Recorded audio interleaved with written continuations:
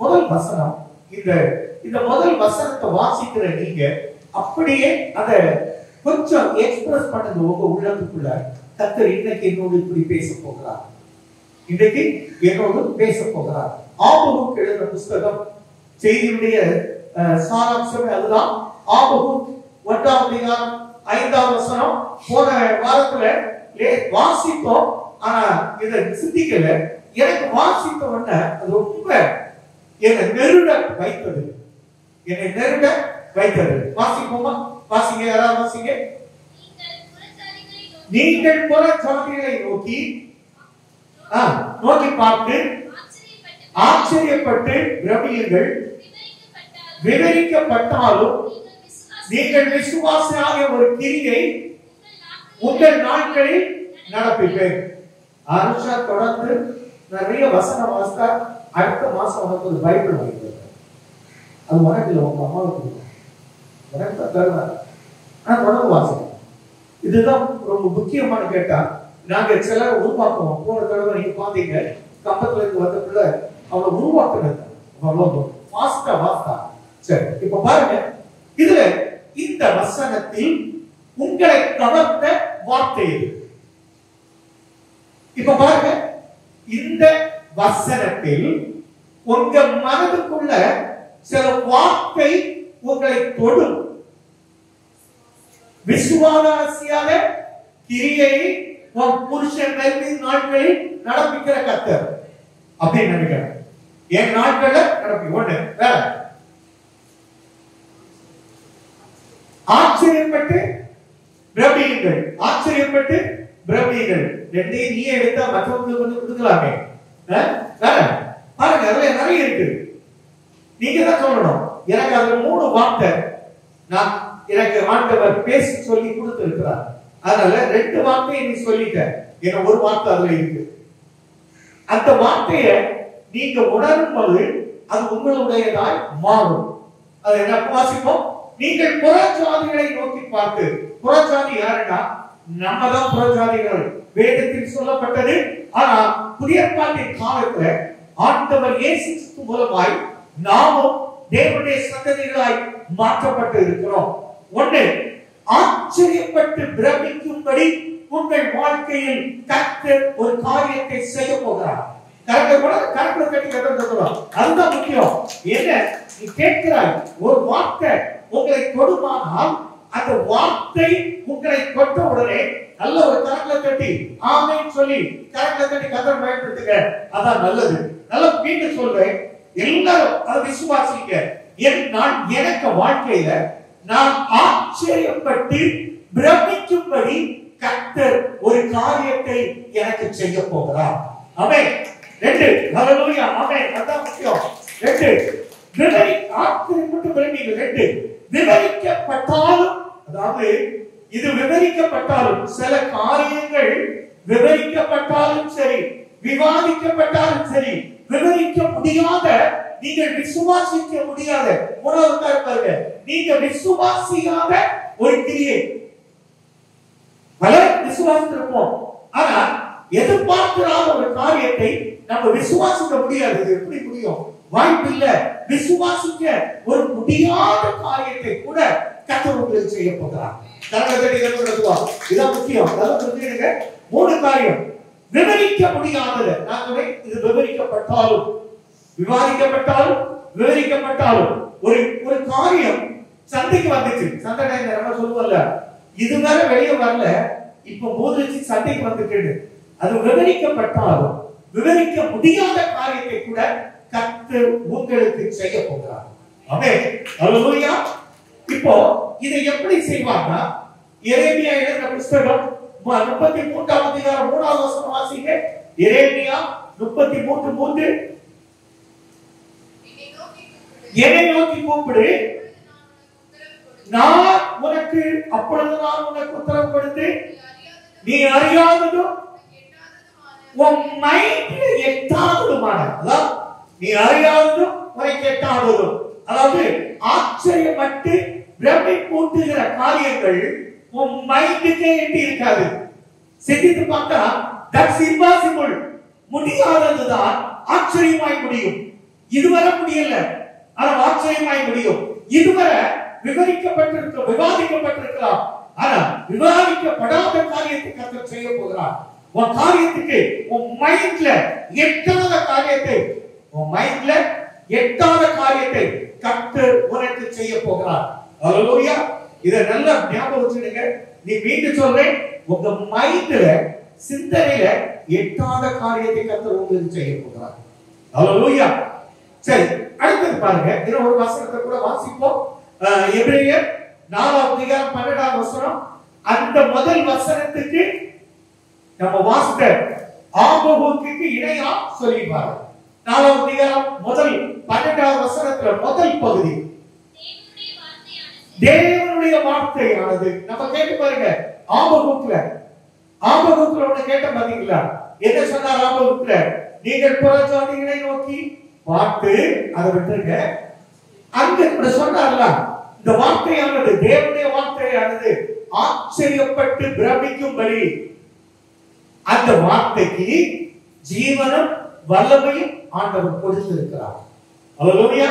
நீ உங்க வாழ்க்கையில ஒரு காரியத்தை பிரமிக்க பட வைக்கும்படி ஒரு காரியத்தை கர்த்தர் செய்ய போகிறார். அதற்கு அவர் வார்த்தைக்கு ஜீவனை கொடுத்திருக்கிறார், வல்லமை கொடுத்திருக்கிறார். அந்த வார்த்தைக்கு ஜீவனை கொடுத்திருக்கிறார், வல்லமை கொடுத்திருக்கிறார். அது இல்லைன்னா, ஜீவன் இல்லைன்னா வார்த்தை செத்த வார்த்தை. ஜீவன் இல்லைன்னா இந்த வேத புத்தகத்துல ஜீவன் இல்லைன்னா இது வேஸ்டா போகும். ஆனா இது முழுவதும் ஜீவன் இருக்கிறது, இது முழுவதும் வல்லமை இருக்கிறது. கர்த்தர் நல்ல கர்த்தரா இருக்கிறார். நான் மீண்டும் சொல்றேன், ஜீவனும் வல்லமை உள்ள வார்த்தையை கேட்கும்படி கர்த்தர் உங்களுக்கு கிருபை கொடுக்கிறார். அதே போல பாருங்க, இந்த ஜீவனும் மட்டுமல்ல, அது எந்த பட்டயத்தாலும் ஆத்துமாவையும் ஆவியையும் கணுக்களையும் ஊனையும் பிரிக்கத்தக்கதாக உருவக்குத்துகிறதாக இருதயத்தின் நினைவுகளையும் யோசனைகளையும் கர்த்தர் செய்கிறார். இருதயத்தின் நினைவுகளையும் யோசனையும் கர்த்தர் செய்கிறார். இதுதான் உண்மை. தேவன் செய்ய நினைத்தது தடைபடாது. ஹல்லேலூயா. இப்போ ஒரு நடந்த ஒரு சம்பவம் வாசிய மார்க் எழுதின புத்தகம். இது எப்படி ஆச்சரியப்பட்டு பிரமிக்க முடியும்? உங்க வாழ்க்கையில கூட கர்த்தர் ஆச்சரியப்பட்டு பிரமிக்கும்படி கர்த்தர் ஒரு பெரிய அற்புதத்தை செய்ய போகிறார். மாற்றமில்லை. அதை வாசிப்போம். வாசிங்க 22 பாருங்க. மார்க் எழுதின புத்தகம் 5ஆம் அதிகாரம் 22ஆம் வசனம் வாசிங்க. 22. அப்பொழுது ஜெப ஆலய தலைவரில் ஒருவனாகிய எவீரு என்பவன் வந்து அவரை கண்டவுடனே அவர் பாதத்தில் விழுந்து. நல்ல புரிஞ்சுடுங்க, உங்க வாழ்க்கையில ஆச்சரியப்பட்டு பிரமிக்க கர்த்தர் ஒரு காரியத்தை செய்ய வேண்டுமானால் நீ எங்க விழணுமா? தேவனுடைய பாதத்தில் விழணுமா? தேவனுடைய பாதத்தில் விழணுமா? இது சிம்பிளா இந்த ஜெனரேட்டர் இப்போ ஆன் பண்ணாங்க. ஆன் பண்ணா பாருங்க, வார்த்தையில ஒரு சில தெளிவான வார்த்தையை நீங்க கேட்க முடியும். இதே போல கர்த்தருடைய பாதத்துல விழுந்தா உன் வாழ்க்கையில தெளிவான வாழ்க்கையை நீ அமைத்துக் கொள்வாய். ஹல்லேலூயா. நம்ம பாடும்போது ஜெனரேட்டர் போட்டோம்னா எனக்கு கீபோர்ட்ல சில வால்யூம் குறைஞ்சி, நான் பாடும்போது எனக்கு வாய்ஸ்ல வால்யூம் குறைஞ்சி, இங்க பாடும்போது பிறகு கொஞ்சம் நேரம் ஆச்சு செட்டாங்க. நம்ம வாழ்க்கை அப்படிதான். ஒரு மின்சாரம் தடைப்பட்டா எவ்வளவு வாழ்க்கையில இதை இப்போ நான் நேற்றுக்கு நைட்டு அந்த நியூஸை கேட்டுட்டு இருந்தேன். அந்த பிளைட்ல உள்ள சிக்னல்ஸ் என்ன சொன்னாங்களா, பவர் இல்லை, பவர் நோ எலக்ட்ரிக் சப்ளை, எல்லாம் அந்த பவரும் சடன் ஆயிட்டு நாங்க இனி குட் பை சொல்லாம சொல்றோம். நல்லா புரிஞ்சுடுங்க, உங்க வாழ்க்கையில வல்லமையும் ஜீவனும் அது பவராய் வருமானால் நீ போகிற காரியத்தை ஜெயமாய் மாற்றுவார். அதான் நீ ஆச்சரியப்பட்டு பிரமிக்கும்படி உன் வாழ்க்கையில கர்த்தர் அற்புதம் செய்வார். கரகத்தடி கரகத்துவா ஆண்டவர் நல்ல கர்த்தர். அதுக்கு எவ்வளவு ஒரு டெமோ, ஒரு மாடல், எப்படி பாதத்துல நன்கு விழுந்துட்டான். நம்ம கால் பிடிக்கிறதுக்கு சில ஆட்களை சொல்லலாம், சில மனுஷன் பாருங்க காலை பிடிச்சு காலை தூக்கி விட்டுருமா. ஆனா தேவனுடைய பாதத்துல விழுந்தா நீ கேட்கிறது ஆச்சரியப்பட்டு பிரமை கூட்டும்படி இருக்கும். அடுத்த வசனத்தை வாசிங்க. இங்க என்ன நடக்கு பாருங்க. என் குமாரத்தி மரண அவஸ்தைப்படுகிறாள், அவள் ஆரோக்கியப்படி அடையும்படிக்கு நீர் வந்து அவள் மேல் உமது கைகளை வையும், அப்பொழுது பிழைப்பாள் என்று அவரை மிகவும் வேண்டிக் கொண்டான். நான் சொல்றேன், நம்ம கூட அநேக சமயங்களை பாருங்க, கொஞ்சம் நிறைய ஒர்க் பண்ணிருக்கோம்னு கால் எல்லாம் நடக்க முடியல, ஐயோ மழை பாட பார்த்த கஷ்டமா இருக்கும். இதே போல அநேகர், எனக்கு ஒரு சகோதரர் சொன்னார், எனக்கு பிளட்ல டயாலிசிஸ் பண்ணிட்டு இருக்கேன், வீக்லி ட்வைஸ் பண்றேன். அது டயாலிசிஸ் பண்றது போல ஒரு சித்திரவதை ஒண்ணுமே இல்லை.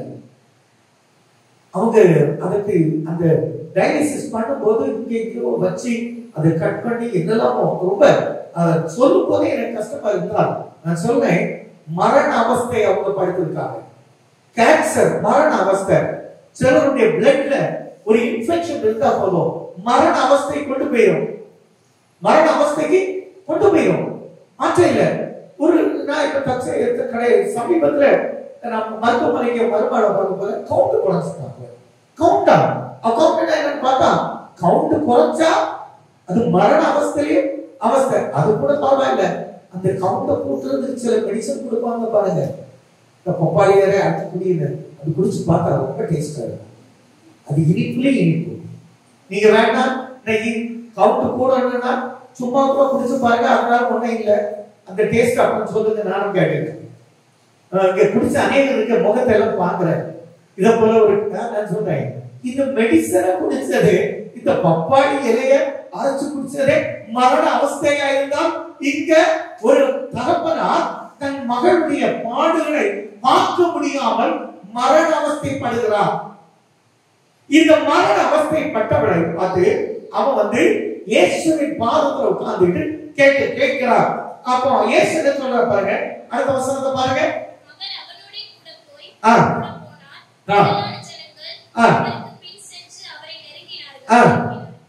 இப்போ ஆண்டவர் யாருக்கு கூட போறார்? யாருக்கு கூட? எவருக்கு கூட? ஏசப்பா போறார். ஏசப்பா போறார். நமக்கு எப்படி இருக்கும்? ஏசப்பா என் கூட வாரார், ஏசப்பா என் கூட வாரார். இங்க இடையில ஒரு சம்பவம் இருக்கு. ஏசப்பா நம்ம கூட தான் வாராரு. இதுக்கிடையில இவன் எவரு எப்படி தேவனுடைய பாதத்துல விழுந்தானோ அதே போல இடையில ஒரு சம்பவம். அடுத்த வசனத்தை பாருங்க, அடுத்த வசனத்தை பாருங்க.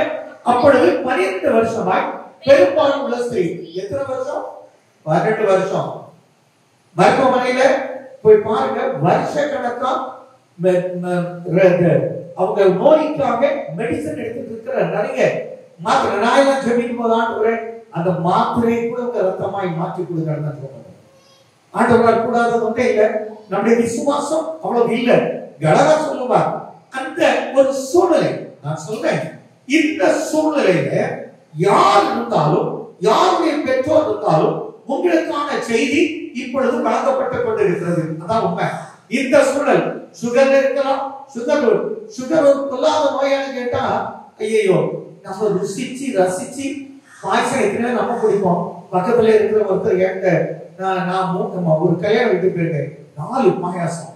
அந்த மனுஷன் இவருக்கு என்னை பார்க்கும்போது நான் உட்கார்ந்து என் பாட்டுக்கு அந்த விரல்ல ஒரு விடாம அடிச்சு பிடிச்சிட்டேன். அவர் இருந்தவருக்கு பார்த்துப்பாரு, என்ன பார்ப்பாரு, இப்படி பார்ப்பாரு, எழுதிட்டாரு. உனக்கு சொல்லியே வேண்டாம். நான் சொல்றேன், என்னன்னு கேட்டா அவர் சுகர். நான் குறை சொல்ல, அந்த மனுஷன் தன்னை கற்றுக்கொண்டிருக்கிறார். நான் சொல்றேன், நம்முடைய வாழ்க்கையில ரசிக்கவும் முடியல, ருசிக்கவும் முடியல. இந்த சூழல்ல யார் இருந்தாலும் உங்களுக்கான செய்தி கர்த்தர் உங்களை தான் பார்த்து சொல்றார். செலவழித்து பாருங்க. வைத்தியர்கள் நம்ம செய்கிற தவறு இல்ல. வைத்தியர்களுக்கு டாக்டர்ஸுக்கு ஏராளமான பண செலவை கொடுக்கிறோம். சமீபத்தில் எனக்கு தெரிந்த ஒரு போலீஸ் அதிகாரியுடைய மனைவி பாத்தீங்கன்னா சும்மா டீ குடிக்கிறதுக்கு ஒரு டீ கடையில இறங்குறவங்க அதுல லேசா சிலிப்பாயி சும்மா இறங்கிட்டாங்க, திருப்பி எழுந்து நடந்து போயிட்டாங்க. 21 நாள் கழிச்சு, 21 நாட்கள் கழித்து 9-10 லட்சம் ரூபாய் செலவு. அந்த பிளட் எடுத்து எடுத்து கிளாட் ஆயிடுச்சு. அது அங்க வர கிளாட் ஆயிருக்கும் 1 மணி நேரத்துக்குள்ள. வேகமாய் டாக்டர் செயல்பட்டு அசைவே விடல. ஆண்டவர் நமக்கு எல்லாம் சுகத்தை கொடுத்திருக்கிறாரே, ஜீவனை கொடுத்திருக்கிறாரே. எத்தனை இடத்துல விழுகிறோம், எத்தனை இடத்துல வண்டியில விழுந்திருக்கிறோம். வண்டி வட்டி விழுந்தவங்கள்ட்ட கேட்டா தெரியும். நான் எல்லாம் சகஜமா சும்மா நின்றா கூட என் காதை மட்டும் பின்னால போதுறான் பாஸ்டர். இதான் வாழ்க்கை. நான் சொல்றேன் எவ்வளவு வரலாம். 12 வருடங்கள் ரொம்ப செலவு பண்ணான். மாத்திரை மருந்துக்கு நிறைய செலவு பண்ணிட்டான். இப்ப அவள்கிட்ட ஒண்ணுமே இல்லை. அடுத்த வருஷம் பாருங்க. அடுத்த வருஷம் அநேக வைத்தியர்களால் மிகவும் வருத்தப்பட்டு தனக்கு உண்டான வேலைகளெல்லாம் செலவழித்தும் கொஞ்சம் கூட குணமாகாமல், கொஞ்சம் கூட குணமடையாமல் அதிக வருத்தப்படுகிற பொழுது இயேசுவை குறித்து கேள்விப்பட்டு, இது நல்லா புரிஞ்சுடுங்க. 12 வருஷத்துல எல்லாம் இழந்தவள் இனி காசு இல்ல, ஆனா ஒருத்தர் மட்டும் தெரியுது. அவரை பற்றி கேள்விப்படா. இப்ப வைராக்கியம் வருது. எப்படின்னா, காசு இருந்தா எதுவும் செய்வாங்க, காசு இல்லைன்னா அவ்வளவுதானே. காசு இருந்தா நல்லா செய்தாங்க. அழகா சொல்றா, காசு இல்ல எல்லாத்தையும் இழந்துட்டே இப்ப ஐஸ்வர்யவான் ஒருத்தர் தேடுறா. அவ எடுத்த டிசிஷன் என்ன? எவனு தேவனுடைய இயேசுவின் பாதத்துல விழுந்தான். இவ என்ன செய்யறா பாருங்க. அப்படி வஸ்திரத்தின் டிசிஷன் என்ன? வஸ்திரத்தின் பாருங்க. நான் இளஞ்சேபாசிப்போமா இயேசுவை குறித்து கேள்விப்பட்டு நான் அவருடைய வஸ்திரங்களை ஆகிலும் தொட்டால் சொஸ்தமாவே என்று சொல்லி ஜனக்கூட்டத்துக்கு உள்ள போயிட்டான். இடி வாங்க போயிட்டான். எப்படி இடி வாங்க போனாங்க. நான் சொன்ன அப்படிதான். ஏங்க இது ஒன்றும் முதல்வர் வாராரு அல்ல பிரதமர் வாராருன்னு சொல்ற கூட்டம் இல்ல. இயேசுவை அந்த கூட்டத்துல போனாலே எனக்கு சொகவரும் போன கூட்டம். இயேசுவை தேடி போனா என் குடும்பத்துல நல்லது நடக்கும் என்று போகிற கூட்டம். இந்த கூட்டத்துக்குள்ள இவருடைய டிசிஷன் என்ன? இவராவது இயேசுவின் பாதத்துல உட்கார்ந்தான். நீ பாதத்துல உட்கார்ந்துட்டா பிரமிப்புட்டும் ஆச்சரியப்பட்டு பிரமிப்பூட்டுகிற ஒரு அதிசயம் உன் வாழ்க்கையில கர்த்தர் இன்று செய்ய போறார். நான் சொல்றேன், அவன் தொட போகிறான். நீ தொட்டுக்கிட்டு இருந்தால் அப்ப எப்படிப்பட்ட அற்புதம் உனக்கு உண்டாகும் என்று அப்படியே நினைத்து பாருங்க. அவன் தொடதான் போறான். வஸ்திரத்தின் ஓரத்தை தொட்டால் தொட்டால் அடுத்த வசனம் உடனே அவன் உதரத்தின் ஊரில் இருக்கு. எப்படி உதரத்தின் ஊரல் அந்த விஷம், அந்த கிருமி, பிளட்ல உள்ள கிருமி அப்படியே சம்பாதிக்கும். பிளட்ல யார் யாருக்கெல்லாம் இன்ஃபெக்ஷன் இருக்கோ என்று சொல்லுகிறேன், இயேசுவின் பாதத்தை தொட்டு கொண்டிருப்பாயானால், இயேசுவையே தொட்டு கொண்டிருப்பாயானால், அது நீயோ உன் புருஷனோ உன் பிள்ளைக்கோ கர்த்தர் இப்பொழுதே அந்த உதிரத்துல அந்த ரத்தத்துல இருக்கிற எல்லா இன்ஃபெக்ஷனையும் இயேசு இன்று குணமாக்குகிறார். மாத்தையில கரகத்தை கட்டுங்க. இனி போட்டு குறையாது. நீ வாழ்வை அடைகிறாய். ஆண்டவர் உன்னை வாழ வைக்க சித்தமாய் இருக்கிறார். மாத்தையில ஹல்லேலூயா ஹல்லேலூயா. blood purify ஆயிட்டா, blood purify ஆயிட்டாலே நோய் வராது. நோய் வர காரணம் என்ன? நமக்கு ஒரு காய்ச்சல் 2 நாள் வந்துட்டா உடனே என்ன சொல்றாங்க?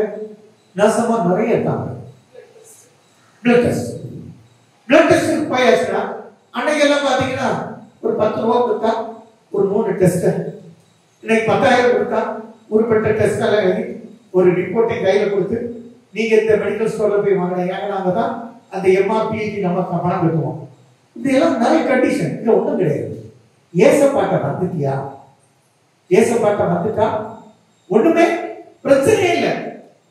ஏசப்பா பாதத்தை தொட்டுட்டா எவ்வளவு அழகா உதிரத்தின் ஊரம் நின்று போயிடுச்சு, அந்த கெட்ட ரத்தம் நின்று போயிடுச்சு. அதோடு ஆரோக்கியம் அடைந்தால் தன் சரீரத்தில் ஆரோக்கியப்பட்டதை உணர்ந்தாள். நான் சொல்றேன், விசுவாசிங்க உங்க வீட்டுல இப்படி ஒரு அற்புதத்தையும் அதிசயத்தையும் கர்த்தர் செய்ய போகிறார். ஆமென். கரங்களை தட்டி கட்டுப்படுத்துவோம். சரி, இப்ப பாருங்க. இப்போ இடையில இது இப்ப இயேசு கிறிஸ்து எவனுக்கு வீட்டுக்கு போகும்போது நடக்க வேண்டிய சம்பவம் இடையில ஒரு ஆளு ட்ராக்க மாத்திச்சு. இப்ப எப்படி இருக்கும்? என்னடா நான் நல்ல முறையில கூட்டிட்டு போனேன், இதை பாத்துக்கங்க, நேற்று வர வருஷக்கணக்கா வந்துட்டு இருக்கிற ஆட்கள் இயேசு கிட்ட வந்திருப்பாங்க. இடையில ஒரு அம்மா சொல்லுறது போல வந்து ஆசீர்வாதம் அழிக்க போயிடும். அது அந்த அம்மாவுடைய குறவு இல்லை, நம்முடைய குறவுன்னு சொல்ல மாட்டேன். நம்ம மேல இன்னும் கர்த்தருடைய மகிமை விளங்கல. ஆமென். உன் வீட்டுல கர்த்தருடைய மகிமை விளங்க போகிறது, மாற்றம் இல்லை. கட்டாயம் சொன்னேன். எவ்வளவு அழகான ஒரு பகுதி. இப்ப பாருங்க, பழையபடியும் அவன் போய் சொல்றான், ஆண்டவரே இப்ப பாருங்க 34 வசனத்தை வாசிங்க. 33 வாசமா. தன்னிடத்தில் சம்பவித்ததை அறிந்த அந்த ஸ்திரீயானவள் பயந்து மடங்கி இத அந்த ஒருத்தர் பாதத்துல விழுந்தான். இப்போ ஒரு சம்பவத்தை தொட்ட உடனே பழையபடி இந்த அம்மாவும் இயேசுவின் பாதத்துல தான் விழுந்து, நான் உங்களுக்கு சொல்றேன், உன் காரியம் ஜெயமாய் மாறணும்னா இயேசுவின் பாதத்துல விழுந்து. அதான் உண்மை. போன தடவை நான் சொன்னேன், 15 நாள் 18 நாள் 21 நாள்ல பெரிய காரியம் உங்க வீட்டுல நடக்கும்னு அதை விசுவாசித்து இப்பவும் சொல்றேன், 21 நாள் தேவ சமுத்திரம் உட்கார்ந்து பாரு, நிச்சயமா சொல்றேன், நீ இயேசுவை தொட ஆரம்பிச்சுட்டா அவருடைய பாதத்துல விழுகிறது உண்மையானால் இதுவரை நீ ஆச்சரியப்பட்டு பிரமிக்கும்படி உன் காரியத்தை உன் வீட்டுல உன் அப்பா அம்மா உன் சந்ததிக்கு கர்த்தர் செய்ய வல்லவராக இருக்கிறார். மாற்றம் இல்லை. கர்த்தர் உங்களுக்கு மேலான அற்புதத்தை செய்ய நடக்காத காரியம்.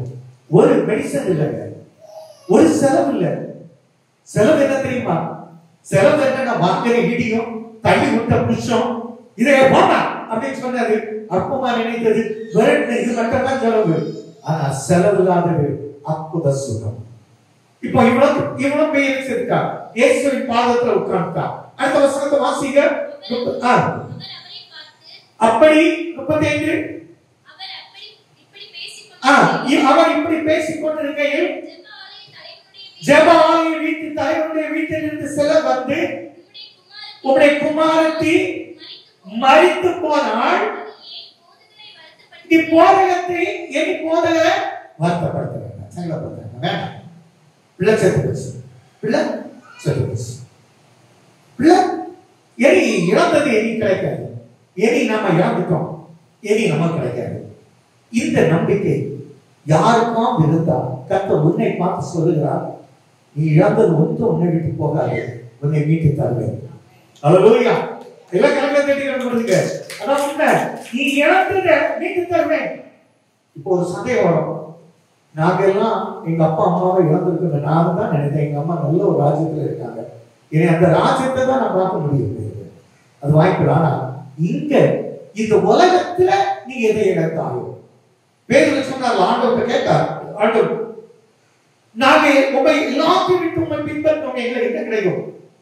இந்த உலகத்துல நீ 100 மடங்கு வாங்கிக்க, இந்த உலகத்துல 100 வாங்கிக்க, தேவனுடைய ராஜ்யத்தை நித்திய ராஜ்யத்திலும் நீ பங்கு பெறுவாய். நான் அதான் சொல்லுவேன், உலகத்துல நீங்க எதெல்லாம் இழந்தீங்களோ தேவன் உங்களுக்கு மீட்டு கொடுக்க நல்லவராக இருக்கிறார். அல்லேலூயா. இப்போ இந்த சம்பவத்தை பாத்தீங்கன்னா இவங்களுக்கு ஒரு அறிவு என்ன கொடுத்தாங்க, பிள்ளை செத்து போயிட்டு காரியத்தை அழித்தார்கள். அதுக்கு முந்தின வசனத்துல அந்த அம்மாட்ட கர்த்தர் என்ன சொன்னார் பாருங்க, இயேசுப்பா என்ன சொன்னார், பாதத்துல விழுந்த உடனே முந்தின வசனத்துல சொன்னார் பாருங்க, அவர் அவளை பார்த்து, மகளே உன் விசுவாசம் ரட்சித்தது. அவன் தொட்டவனுக்கு ஒரு விசுவாசம் இருந்து தொடும்போது விசுவாசிக்கணும், கர்த்தர் எனக்கு இதை செய்வான், கர்த்தர் எனக்கு இதை செய்வான். நான் இத்தனை தடவை தோத்துட்டேன், இனி கர்த்தர் எனக்கு இதை செய்ய போறார். அந்த விசுவாசம் அவளுக்கு இருந்ததால் சொல்றார், சமாதானம். நான் உங்களுக்கு சொல்றேன், விசுவாசிங்க, சமாதானத்தோடு போங்க, உங்க வேதனை நீங்கி நீங்கள் சுகமாய் இருப்பீர்கள் என்று ஆண்டவருடைய நாமத்தில் கட்டளை கொடுக்கிறேன். அல்லேலூயா, அல்லேலூயா. நான் நேற்றைக்கு இதே வார்த்தையை தான் அந்த ரீனாக்கு செடிக்கு நல்ல காய்ச்சல், அது ஒரு ஃபேமிலி டோட்டல் காய்ச்சல் கஷ்டப்படுது, அதுக்காக ஜோம் பண்ணிடுவோம். கர்த்தர் நல்ல கர்த்தர் எப்படி சொல்றாரு பாருங்க, இன்னைக்கு உங்களை பார்த்து சொல்ல, நீங்க சமாதானத்தோடு போங்க, நீங்க வேதனை நீங்க சுகமாயிருக்கும்படி கர்த்தர் உங்களுக்கு அருள் செய்வார். இப்போ அப்படியே அப்படியே லூக்கா எழுதின புத்தகம் 8ஆம் அதிகாரம் 53ஆம் வசனம் வாசிங்க. இந்த சம்பவத்துக்கு அங்க இணை சம்பவம் என்ன சொல்லியிருக்கிறது? அவள் மரித்து போனாள் என்று அவர்கள் அறிந்ததினால் அவள் செத்து போனாள் என்று, நல்லா புரிஞ்சுடுங்க, செத்து போனாள் என்று அறிந்ததால், செத்து போனாள் என்ற செய்தி எனக்கு கேள்விப்பட்டதால், நல்லா மீண்டும் சொல்றேன், செத்து போனாள் என்ற செய்தி கேள்விப்பட்டதால் அறிந்ததால், வாசமா, அவரை பார்த்து இயேசுவை பார்த்து என்ன செய்தாங்க? நகைத்தார்கள். அப்போ உலகத்தா நீ ஒண்ணும் இல்ல, இனி ஒண்ணும் இல்ல, உன்னால ஒண்ணும் செய்ய முடியாது, இனி உனக்கு இல்ல, அந்த பிள்ளை செத்து போச்சு அப்படின்னு ஒரு அறிவு வந்ததா? நமக்கு அறிவுக்கு வந்ததா? இனி எப்படி இயேசுவார்? இனி எப்படி? இப்ப நகைப்பு, நகைப்பு என்ன? நக்கல் சொல்லுவோம்ல, பரியாசம், நடி. அவர் வந்து இவர் வந்து பண்ணிடுவாரு, இவர் வந்து பிள்ளை எடுத்து விட்டுருவாரு, இவர் வந்து இதுதான் நான் சொல்றேன். இந்த தன்மை இப்ப பாருங்க, ஆச்சரியப்பட்டு பிரமி ஊட்டும்படி கர்த்தர் ஒரு காரியம் சொல்றார். இப்போ வாசிங்க மார்க் எழுதின புத்தகம், மார்க் எழுதின புத்தகம் 35ஆம் அதிகாரம் 37ஆம் வசனம் 36 வாசிங்க. அவர்கள் சொன்ன வார்த்தை, பிள்ளை மரித்து போச்சுன்னு சொன்ன வார்த்தையை அவங்க அறிந்தது. அந்த வார்த்தையை பார்த்தோன்னே இயேசு சொல்லுகிறார், எவனை நோக்கி, அவன் யாரு? ஜெப ஆலயத்துல என்ன போல ஒரு தலைவர், வழி நடத்துகிறவர். அவரை பார்த்து சொல்லுகிறார், ஆண்டவர் சொன்ன வார்த்தையை பாருங்க, பயப்படாதே, விசுவாசம் உள்ளவனாக. நானும் சொல்றேன், நீ தோற்றிட்டே இருக்கிறியா? பயப்படாதே, விசுவாசம் உள்ளவனாக. தோற்றிட்டே இருக்கிறியா? பயப்படாதே, விசுவாசம் உள்ளவனாக. இனி தோக்க மாட்டேன், இனி தோக்க மாட்டேன். உங்களை பார்த்து நான் தான் சொல்றேன், விசுவாசம் உள்ளவர்களாக இருக்கிறது. உங்க வாழ்க்கையில சுபிட்சம் உண்டாகும், உங்க வாழ்க்கையில நல்லது கிடைக்கும். அடுத்தது பாருங்க, இப்போ ஆண்டவர் சொல்ல பாருங்க, பேதுருவை யோவானை நோக்கி, பேதுருவை யாக்கோபையும் யாக்கோபின் சகோதரன் யோவானையும் வேற ஒருத்தரும் உள்ள அவரை வேற ஒருத்தரையும் உள்ள விடவே இல்ல. ஒருத்தரும் உள்ள வராங்க, ஒருத்தரும் உள்ள வராது. எல்லாம் வெளியிட்டாரு, அழுது இருக்கிறவங்க எல்லாம் வெளியே சொல்லு. இது அழுதுதான் அந்த வீட்டை இல்லாம சிலர் நிறுத்தவே முடியாது. ஒரு வார்த்தை சொல்லிட்டு அப்புறம் மறுமலையா முடியும். என்னன்னு கேட்டோம், இப்படி சொல்லுங்க பாஸ்டர், எப்படி சொன்னாங்க, எப்படி சொன்னாங்கன்னு கேட்டா உப்பு சொப்பு இல்லாத இருக்கும், உப்பு சொப்பு இல்லாத. நான் சொல்றேன், கர்த்தர் இன்னைக்கு சொல்லுகிறார், இந்த அழுகையை கொஞ்சம் விடுறீங்களா? அழுகிறது தேவ சமூகத்துல தனிமை அழு ஆளுகளுக்கு முன்னால் அழாக. உன் கண்ணீரை அவங்க பார்க்கறது விட்டேன்னா உன்னை நகைப்பாங்க, உன்னை நக்கல் பண்ணுவாங்க. தேவ சமூகத்துல நீ அழுப்பார், அந்த வேல்யூ வந்து தெரியும். நடக சொல்ல எல்லாரும் வெளியே போட்டு சொல்லிட்டு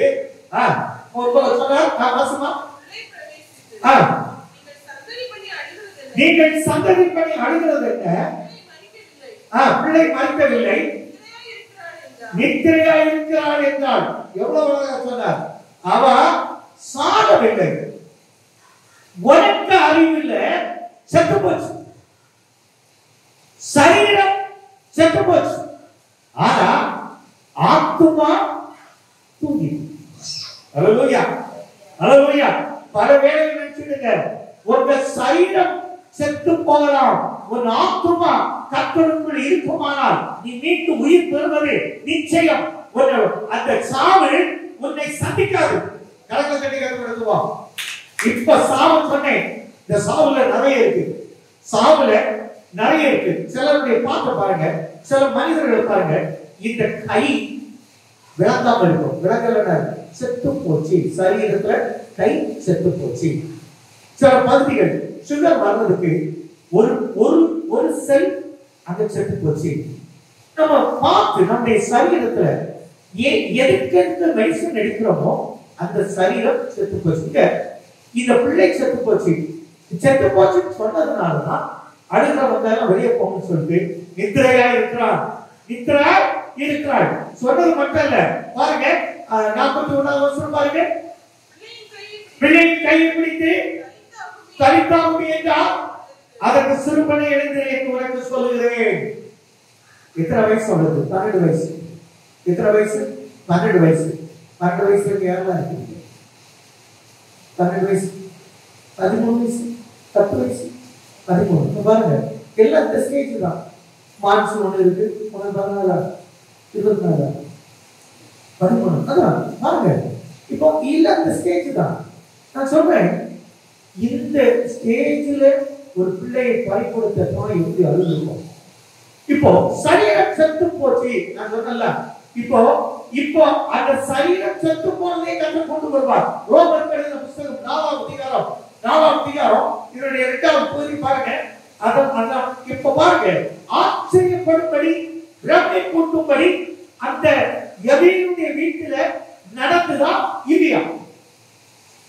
மரித்து போன பிள்ளையை கர்த்தர் எழுப்பினாரே, ஆச்சரியப்படும்படி பிரமிப்பூட்டும்படி விசுவாசிக்க முடியாதபடி நீ இப்படிப்பட்ட காரியத்தை கர்த்தர் கண்பாடுபடி செய்தாரா இல்லையா?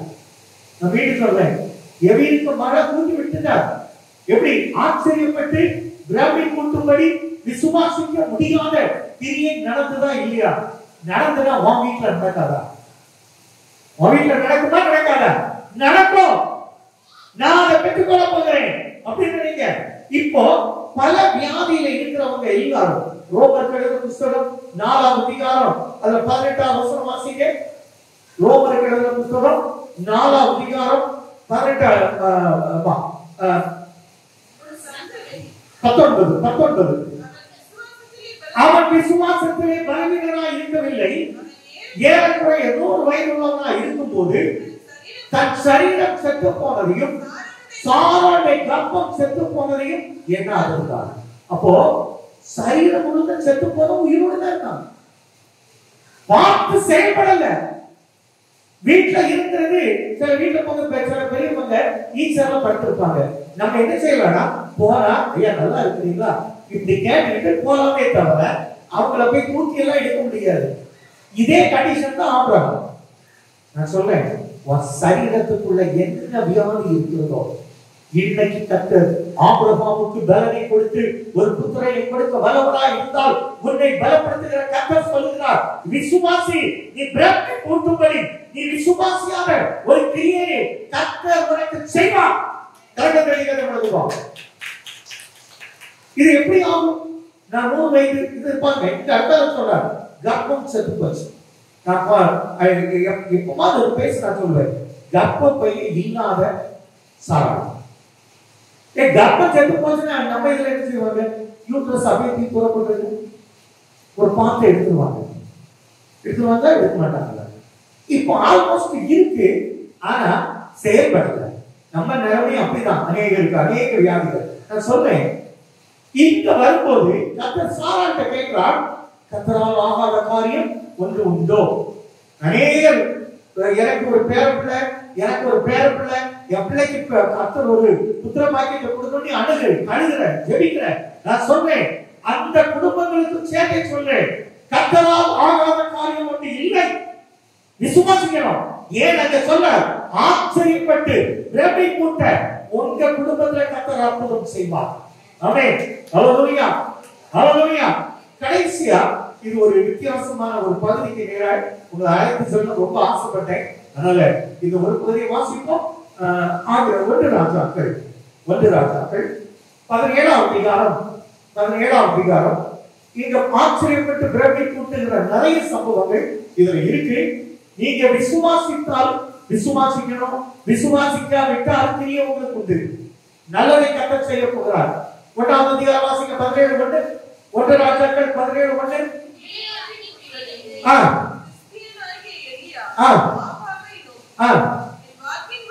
என் வாக்கின்படியே அன்றி இந்த வருஷங்கள்ல பனியும் மழையும் பெய்யாது.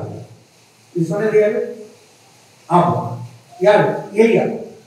எலியா சும்மா சொல்லிட்டாரு, ஒரு எமோஷன்ல சொன்னாரா அல்லது ஆகாப்புக்கு மேல உள்ள கோபத்துல சொன்னாரு? ஏதோ ஒரு வார்த்தையை சொல்லிட்டார். அடுத்த வார்த்தையை பாருங்க, 2வது வசனத்துல பாருங்க.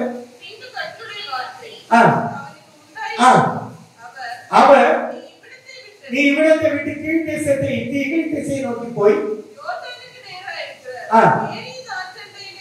நல்லா புரிஞ்சுடுங்க. நீ எதுக்குடா அவ பேசணும்னு கேட்கல, நீ என் மகன் நீ சொல்லிட்ட சொன்னா சரியா தான் இருக்கும். இப்ப என்ன செய், அவன் உனக்கு வந்துருவான், ஓடிக்க, எங்க தப்பிக்க, கேள்வி காட்டுவோம்.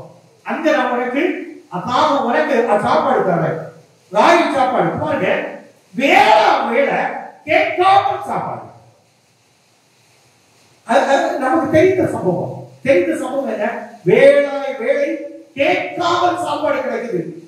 நம்ம இது நமக்கு தெரிந்த சம்பவம். அவனுக்கு பாவம் அப்பத்தை இறைச்சியும் வந்து கொடுத்து பஞ்சம் தலைவிரி காடுகிறது. நான் சொல்றேன், உன் வீட்டுல பஞ்சம் ஒருவேளை தலைவிரி காடுமானால் நீ நினைக்கிற மாதிரி உன்னை காசு ரொட்டேட் பண்ணாம உன் கரங்கள் கட்டப்பட்டு இருக்குமானால் உன்னை பார்த்து கத்த சொல்லுகிற வார்த்தை, நீ தேவ சமூகத்துல விழுத்து கட, உனக்கானது உனக்கு கொடுக்கப்படும். கரங்கள் தெரிவிக்கப்படுதுங்க, உனக்கானது உனக்கு கொடுக்கப்படும். சில மனுஷங்கள் பாருங்க எவ்வளவு அழகா, காலம் நமக்கு ரொம்ப ஒரு கிரிட்டிக்கல் இல்லையா? என் வாழ்க்கையில இப்போ ஒரு 10 நாளைக்கு முன்னால என் மனைவி ஒரு ஹாஸ்பிட்டல்ல காலையில் விட்டுட்டு வந்துட்டு கிருஷ்ணன் கோயில் அந்த போலீஸ் ஸ்டேஷன்ல இருந்து கிருஷ்ணன் கோயிலுக்குள்ள வந்து ஒரு காலம் நான் வந்துட்டு இருக்கிற பைக்ல தான் கூட்டிட்டு போயிருந்தேன். பைக்குக்கு முன்னால அந்த டேங்குக்கு முன்னால ஒரு உளுந்த வடையில அப்படி போட்டு இது என் பைக்ல விழுந்து கீழே வந்துச்சு. ஏன்னா இப்ப இதெல்லாம் சிந்திக்கிட்ட வந்தேன். வழிய வரைச எரியாக்க காரியத்தை சிந்தித்து வரேன். விழுந்த உடனே பைக் அதுல ஸ்டாண்ட் போட்டுக்கிட்டு கீழே தொட்டு பார்த்தேன். ஊசம் கொடுத்ததா, சூடு இருக்கா இப்படின்னு. இது அந்த பக்கத்துல பார்த்தா ஒரு 4-5 பக்கிகள் 2-3 பொம்பளைகள் 2 ஆம்பளைகள் வந்து என்ன பார்த்துட்டு இருக்கான். காக்கா போட்ட வடையவே எடுத்துட்டு இருக்கானே. நான் உண்மையா சொல்றேன், இவனை பார்க்கலன்னா எடுத்திருப்பேன். நல்ல சுட வடை. அப்பதான் யோசித்தேன், எலியாக்கும் இப்படிதான் சூடா கொடுத்திருப்பாரு. எலியாக்கும் இதே போலதான் சூடா கொடுத்திருப்பாரா இருக்கும். உண்மை, நான் நத்த சொல்றேன். பக்கத்துல பார்த்ததுனால வண்டி எடுத்துட்டு ஓடிட்டேன். இல்லைன்னா அதை எடுத்துட்டு தான் போயிருக்கேன், விட்டுக்கவே மாட்டேன். சுட இருக்கு, அதையும் பண்ணணும். அது மொத்தமே இல்லை, முழுவடையா இருக்கு. உண்மையாக இதே போலதான் அவனை போஷித்தார். அப்போ உங்களை போஷிக்க மாட்டாரா? இப்ப பாருங்க, எனக்கே அந்த வடையை பார்த்தோம்னா பிரமி கூட்டுமானால் அந்த எலியாவுக்கு எப்படி பிரமி கூட்டும்? அவர் இதுல நல்லா புரிஞ்சுடுங்க, உட்கார்ந்த இடத்துல சாப்பாடு கிடைச்சி. இப்ப அடுத்தால 6 வட்டி போச்சு. இப்ப சாரிபாத்துக்கு போகிறார். சாரிபாத்துக்கு போனா கேட்டுதான் சாப்பாடு. அந்த மாட்ட எனக்கு சாப்பாடு கொடுமா? அவ என்ன கேட்கிறார், நாங்க சாப்பிட போறையா, இதான் எங்களுக்கு கடைசி சாப்பாடு. எனக்கு அந்த சாப்பாடு பாத்திரத்துல இல்ல, பானையில இல்ல, கலசத்துல என்ன இல்ல, வாய்ப்பே இல்ல, ஒண்ணுமே இல்லையா, போயா.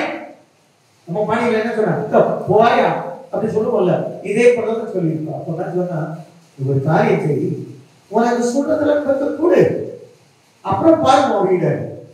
இப்போ சுட்டு கொடுத்தா வீட்டுல பானையில செலவழிக்க கலசத்துல என்ன பண்ணல, அங்க கேட்காம படுத்தா இங்க இவன் கேட்டாதான் வரும். கேட்கிறான். நான் சொல்றேன், சில சமயங்களை கத்த கேட்காம தருவான், சில சமயங்களில் தேவசங்களை கேட்டாதான் வரும். அப்போ விசுவாசிக்கணும். பிரமிட் போட்டுகிற காரியங்கள் நிறைய இருக்கு. அடுத்த வசனத்தில் பாருங்க, அடுத்த வசனம் 1ஆம் வசனத்துல பாருங்க. அடுத்த வசனம் 1ஆவது வசனத்தை மட்டும் வாசிங்க. அடுத்த வசனம், அடுத்த அதிகாரம் 19:1. எலியா செய்த எல்லாவற்றையும் 18:1. இப்ப பாருங்க, அநேக நாள் சென்று 3ஆம் வருஷம் ஆகையில் நீ போய் ஆகாபுக்கு முன்னே காண்பி. அங்க இனி மழை வராதுன்னு சொன்னவன் உணர்ச்சி வசப்பட்டு இப்ப கத்தட்ட போய் அதற்காக ஆண்டவரே நான் சொல்லிட்டேன், மழை வரக்கூடாது மழையை வரக்கூடாது மழைக்கால் பட்டது. இப்ப சொல்ற போய்விட்டார். எல்லா நன்மைகளை கொடுக்கிற கர்த்தர் சில மனுஷங்க அவர் ஒளிச்சேரின்னு சொல்லுவார். இப்ப பாத்தீங்கன்னா எனக்கு கிடைத்த பாக்கியம் தான் கொஞ்ச நாள் அமைதியா ஒதுங்கிடுறார். இப்போ அவரை காண்பிக்கிறார். காண்பிக்கும் போது ஆகாப் இவனை தேடி திரிகிறான், அவனை கொல்லணும்னு. ஆகாபுக்கு எலியாவை பிடிக்காது, ஆனா இப்ப எலியாவுக்கு ஆகாப பிடிக்காது. இப்போ கர்த்தர் எலியாட்ட சொல்றார், முகத்துக்கு காட்டு. அங்க பிரமிப்புக்கு காரியம். 3 வருஷம் மழை பெய்யல, மழை பெய்ச்சி ஒரு பெரிய பலி இடுகிறான். பலி முடிஞ்ச உடனே மேகம் கருக்கிறது, பெருமழையின் சத்தம் கேட்கிறது. நான் சொல்றேன், இதுவரையிலும் நீ வறுமையை சந்தித்திருந்தால் என்னால் உன் வீட்டுல மழை பெய்யாத போல வறட்சி காணப்பட்டிருக்குமானால் எலியாவின் தேவன் இங்கு இருக்கிறார். இந்த எலியாவின் தேவன் சொல்லுகிறார், இன்று நீ பெருமழையின் சத்தத்தை கேட்கிறாய். உன் வீட்டுல ஆச்சரியம் ஊட்ட விவரிக்க முடியாத நம்ப முடியாத காரியத்தை கர்த்தர் செய்வார். கர்த்தர் செய்வார். நீ கேட்கும் போது இது எப்படி நடந்தது தெரியலையா? இது எப்படி நடந்தது? யோவான்ல ஒரு குருடன ஆண்டவர் இயேசு சீலோவாம் குளத்துல கழுவு சொல்லுவார். அவன் என்ன கேட்பாருங்க, இது நீ எப்படி பாவே தெரியலையே. இயேசுன்னு ஒருத்தர் வந்தாரா, நான் காணலையா? உனக்கு தெரிஞ்ச என்ன காட்டிதான் எனக்கு சேரும் காட்டி கண்ணுல வச்சா சிலவன் குளத்துல கழுவு சொல்லா நான் பார்வையடைகிறேன். விவரிக்கவே முடியல. அவனுக்கு கிடைத்த அற்புதத்தை விவரிக்க முடியல. நான் சொல்றேன், உங்க வாழ்க்கையில கர்த்தர் செய்ய போகிற அற்புதத்தை விவரிக்கவே முடியாதபடி, ஆச்சரியப்படும்படி, பிரமிப்பூட்டும்படி கர்த்தர் இன்று உங்களுக்கு இன்று முதல் உங்களுடைய குடும்பத்துல, உங்க நம்முடைய சபையில, உங்களுக்குள்ள கர்த்தர் அப்படி கிரியை செய்ய போகிறார். நம்புங்க, விசுவாசிங்க, அவரை தொட்டுட்டே இருங்க, உங்களுடைய பாதத்துல விழுங்க, விடாம பிடிச்சு கொள்ளுங்க. கர்த்தர் உங்களை ஆசீர்வதிப்பார். எடுத்துப்போம், எல்லாரும் எழுந்திருப்போம். ஆண்டவர் நல்ல கர்த்தர். கொஞ்ச நேரம் அப்படியே யோசித்து பாருங்க, கொஞ்ச நேரம் திருப்பி பாருங்க. ஆண்டவரே, 12 வயது மகள் மரித்த போது எதிரு தேவனுடைய பாதத்தில் விழுந்தான். நான் தேவனுடைய பாதத்தில் விழுந்திருக்கிறேன். எனக்கு முன்னால் வந்தவங்க எல்லாம் அற்புதத்தை பார்க்கலையே. 12 வயசு உதிரப்போக்கு கட்டப்பட்ட மகள் இடையில சொல்லி அற்புதத்தை பெற்றுக் கொண்டார். அவளுக்கு விவரிக்க முடியல. எப்படி நான் தொட்ட வல்லமை வந்தது? இயேசு கேட்கிறார், எங்கிலிருந்து வல்லமை புறப்பட்டதே? நீங்க இயேசுவை தொட்டா உங்க மேல வல்லமை வரும், உங்க குடும்பத்துல வல்லமை வரும். தொட்டு பாருங்க. கடைசி பாதத்தில் விழுந்தா பாருங்க, பாதத்தில் விழுந்து பாருங்க. உங்க வேதனை நீக்கி சுகமாயிட்டீங்க. எதெல்லாம் உங்களை வேதனைப்படுத்துகிறதோ, சில மனிதனுடைய வார்த்தைகள் உங்களை வேதனைப்படுத்தும், சில மனிதனுடைய செயல்கள் உங்களை வேதனைப்படுத்தும். உங்க உரிமையை புரிஞ்சிட்டு இருப்பாங்க, உங்க சொத்தை அபகரிச்சிருப்பாங்க, உங்க லட்சக்கணக்கான காசு அபகரிச்சிருப்பாங்க. நான் சொல்றேன், எல்லாவற்றையும் மீட்டு தர தேவ சமூகத்தில் வைத்துக் கொள்ளுங்க. உங்க வேதனை நீங்க சுகமாயிட்டீங்க. உலகம் சொல்லும், பிள்ளை செத்து போச்சு, பிள்ளை செத்து போச்சு, நகைத்தாள், சாராள் நகைத்தாள். அன்றுவரே, எவ்வளவு நல்ல தேவன். அப்படியே சீர்த்து பாருங்க. நகைப்புக்குரிய செயல்கள் உங்களுடைய வாழ்க்கையில் இருக்குமானால் இன்று கர்த்தர் உங்க நகைப்பை மாற்றி ஆனந்த கழிப்பை உங்க குடும்பத்தில் கட்ட எழுதுகிறார். உங்க குடும்பத்தில் ஆனந்த கழிப்பை கட்ட எழுதுகிறார். உங்க நகைப்பு மாறும், உங்க துக்கம் மாறும், உங்க சஞ்சலம் நீங்கும், உங்க வேதனை மாறும். நித்திரை இல்லாம தூக்கம் இல்லாம கஷ்டப்படுறீங்களா? நல்லா இருந்து தூக்கத்தை தருவார். நீங்க கேள்விப்பட்டது ஒண்ணா இருக்கலாம், கேள்விப்படாதது மெய்யான ஜீவனுள்ள தேவன் செய்ய போற அற்புதம். அந்த அற்புதத்தை பாருங்க. ஆபிரகாமுடைய சரீரம் செத்து போனதை உயிர்ப்பிக்க தேவனால் கூடுமானால் உங்களுடைய சரீரத்தில் உள்ள பாடுகளை அகற்ற என் தேவனால் முடியுமே. தேவனை செய்கிறார். கேளுங்க, ஏசப்பா என் சரீரத்தை பாருங்கப்பா, எங்க அப்பாவுடைய சரீரத்தை பாருங்கப்பா, எங்க அம்மாவுடைய சரீரத்தை பாருங்கப்பா. என் சரீரத்தில் இருக்கிற அந்த நான் எதுக்கெல்லாம் மாத்திரை இருக்கிறேன் இருந்து எனக்கு ஒரு அற்புத சுகம். நீ கேட்டா உன் வேதனை நீங்கி சுகமாயிருந்து சொல்லுவான். ஒரு முகத்துல பார்க்க கூடாதுன்னு நினைக்கிறவன் உன் முகத்தை காட்டுன்னு சொல்லப்படுகிறார். இதுவரை உன்னை வேண்டான்னு சொன்னவனுக்கு முன்னால தலை நிமிர்ந்து நிற்கப்பட்ட எங்க நல்ல தகப்பனே, நல்ல வார்த்தையை கேட்டிருக்கிறோம் அப்பா. விவரிக்க முடியாத ஆச்சரியப்பட்ட பிரமிக்கத்தக்க காரியத்தை கர்த்தர் எங்களுக்கு செய்ய போறதுக்காக ஸ்தோத்திரம் அப்பா. நான் விசுவாசிக்கிறது என்பதை அறிந்திருக்கிறேன். என் வாழ்க்கையில ஆண்டவரே, என் மகனுடைய வாழ்க்கையில, என் மகனுடைய வாழ்க்கையில, என் மருமகனுடைய வாழ்க்கையில, என் மருமகனுடைய வாழ்க்கையில, எங்க அப்பாவுடைய வாழ்க்கையில, எங்க அம்மாவுடைய வாழ்க்கையில ஆண்டவரே ஆச்சரியப்பட்டு பிரமிக்கத்தக்க அற்புதமும் அதிசயமும் எங்களுக்குள் கிரியை செய்த கர்த்தர் அல்லவா. வாக்குவாதம் பண்ணிக்கிட்டே இருக்காங்களா? கவலைப்படாதங்க. எலியாவின் தேவன் இன்று ஆண்டவர் இவரை சந்திக்கிறீங்கப்பா. ஆகாபை போல வாக்குவாதம் பண்ணிட்டு இருக்கிறவங்க மத்தியில, சபையில ஆண்டவரே போராடி இருக்கிறவங்க மத்தியில ஆண்டவர் தலை நிமிர பண்ணுகிற கர்த்தர் அல்லவா. ஆண்டவர் சத்துருக்கு முன்பாக எங்களுக்கு ஒரு பத்தியை ஆயத்தப்படுத்திருக்கீங்கப்பா. அவங்களுக்கு முன்பாக எங்களை தலை நிமிர பண்ணி கர்த்தர் ஆசீர்வதித்து நன்மை செய்ய வேண்டும். எங்கள் ஆண்டவர் இயேசுவின் மூலம் ஜெபங்களும் நல்ல பிதாவே. ஆமென்.